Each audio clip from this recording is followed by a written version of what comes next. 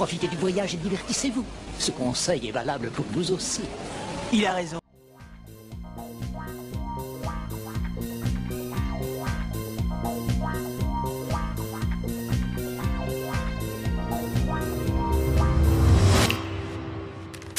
En ce dimanche 5 octobre, nous allons fêter les 50 ans pile de la première diffusion de ce qui allait devenir quelque chose de culte. UFO Robot Grendizer au Japon, qui va être plus connu chez nous sous le nom de Goldorak. Depuis plus d'un demi-siècle, ce robot géant, il a marqué non seulement les écrans, mais aussi les cœurs, la culture pop, les générations. Mais d'où vient réellement Goldorak? Après les succès fous de Mazinger Z et de Great Mazinger, le studio Toei Animation avait envie de faire quelque chose d'un petit peu sur la continuité tout en restant dans quelque chose de nouveau. Et en collaboration avec Dynamic Planning, on a une idée qui est reprise avec Go Nagai comme auteur d'un robot géant venu de l'espace. Le design du robot Goldorak, il est pensé par Go Nagai, mais il va impliquer d'autres artistes avec plein de modifications, avec des contraintes techniques, la demande de merchandising. Et lors de sa diffusion au Japon, il y a 50 ans pile, je le rappelle, la série animée UFO Robot Grendizer, elle est diffusée au pays du soleil levant du 5 octobre 75 au 27 février 77 sur la chaîne Fuji TV avec 74 épisodes. Et au niveau des films et des courts-métrages associés, il y aura forcément des crossovers ou des courts-métrages qui vont renforcer la mythologie. Et eux, ils vont permettre des spectacles ciné, du merchandising supplémentaire. Mais pourquoi tant de succès? Pour comprendre pourquoi c'est aussi culte et emblématique, il faut revenir aux fondamentaux. Qu'est-ce qui s'y passe? Dans le premier épisode, on aura Alcor, un jeune homme qui rejoint le professeur Potion pour étudier d'assez près les ovnis. Et assez vite, on pose le décor avec en parallèle un autre jeune homme, Actarus. Lui, il travaille pour l'Orange du Boulot Blanc, qui est tenu par le vieux Rigel, et lui, il est accompagné par sa fille Venusia. Et c'est dès cet épisode qu'on découvre les extraterrestres qui veulent conquérir la Terre de toutes les manières possibles. Les forces de Vega, ils vont pendant toute la série sortir leurs monstres à eux, les Golgoth et les Antherax. En fait, c'est des vaisseaux de combat avec ou sans pilote, ça peut varier en fonction des situations, qui ont la capacité de se déployer sous une forme plus importante, en soucoupe comme au robot. Et le prince de Fort, il arrive tout de suite secourir Alcor, et on va vite savoir qu'en réalité, le prince de Fort et Actarus, c'est la même personne. Tout à fait par hasard, j'ai trouvé Goldorak et j'ai recueilli Actarus presque mort. Voilà quelle fut ma première rencontre avec celui qu'on avait surnommé le prince de l'espace. Force est de dire la vérité, on apprend qu'il vient de la planète Fort et qu'il a dû la quitter avec le fameux Goldorak comme robot à cause de l'invasion des forces de Vega. Et c'est là que l'aventure va se passer pendant 74 épisodes. Ce sera rempli d'intrigues, sous plusieurs formes, plusieurs saisons, plusieurs événements et pour plusieurs personnages. Et à chaque fois, Hydargos, Minos, Minas et le grand stratégaire, avec Horos qui va arriver, vont essayer de les stopper avec leurs robots qui iront échouer à chaque occasion. Sauf pour certains cas dans lesquels ils sont assez difficiles.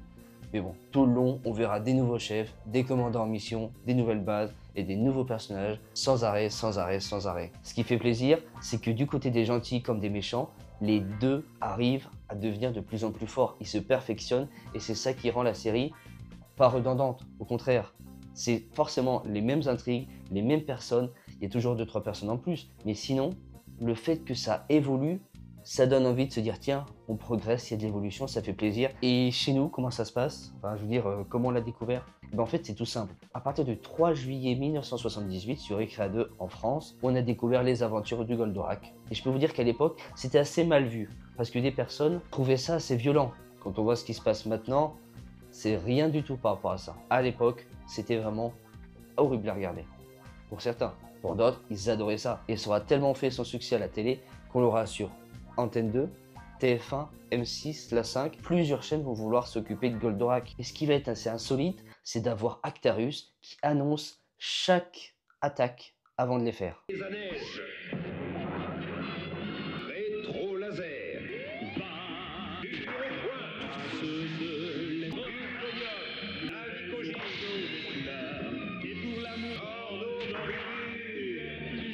Missile gamma. Mégavol. Transfert. Autolarme. Akidéochoc. Les enfants vont adorer ça. Ils vont même le répéter à la cour de récré et ça va devenir un phénomène qui prend de l'ampleur. Même si l'équipe d'Actarus elle a réussi à détruire Vega et le grand stratégaire dans le dernier épisode, mais il est temps pour le prince et sa sœur de quitter la Terre pour retrouver leur planète natale qui est à nouveau habitable. Alors la fin heureuse ça fait plaisir, mais pourquoi c'est aussi culte 50 ans après?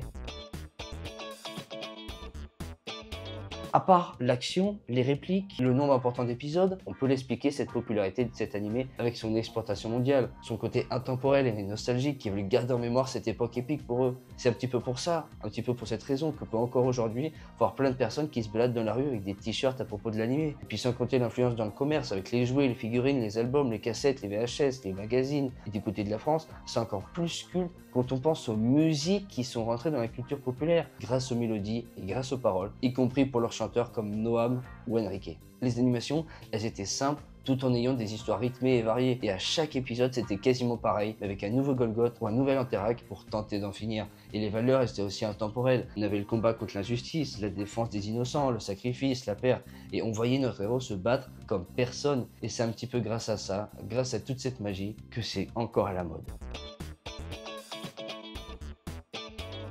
On a quand même eu le droit à des remakes avec une imagination récente, avec Grandizer U, qui a été annoncé dans le cadre du projet G, avec une première diffusion en été 2024. 13 épisodes de remake ou de nouvelles versions. Et comme objectif, c'est de moderniser le visuel, les designs, s'adapter aux standards actuels de l'animation, toucher les nouveaux publics tout en respectant les fans de l'original. C'est sans compter les bandes dessinées et les mangas dérivés. On avait quand même le manga original, UFO Robot Grandizer, par Gonagai. Lui, il était publié en 1975-76. Et en France, on a quand même eu une BD hommage publiée en 2021 chez Kana, Goldorak, avec un scénario de Xavier Dorsion et Denis Bajram. Et au niveau de l'action, de l'intrigue, elle se situe 10 ans après la fin de l'animé. On a des rééditions DVD, Blu-ray, coffrets collector, des versions remasterisées. On a surtout des plateformes de streaming comme la plateforme Oku, vous savez, de France Télévisions, qui s'occupe de poster un petit peu ces épisodes. Et c'est un petit peu grâce à ça que Goldorak, ça a ouvert la porte à d'autres séries japonaises, à l'intérêt pour la culture japonaise, au manga, et ça a vraiment contribué à normaliser le doublage, l'importation, la diffusion de l'animation japonaise, l'influence sur les créateurs français avec des BD, des illustrateurs, des écrivains, des animateurs, avec aussi l'usage dans le marketing, dans les événements. Maintenant, vous savez pourquoi fallait en parler.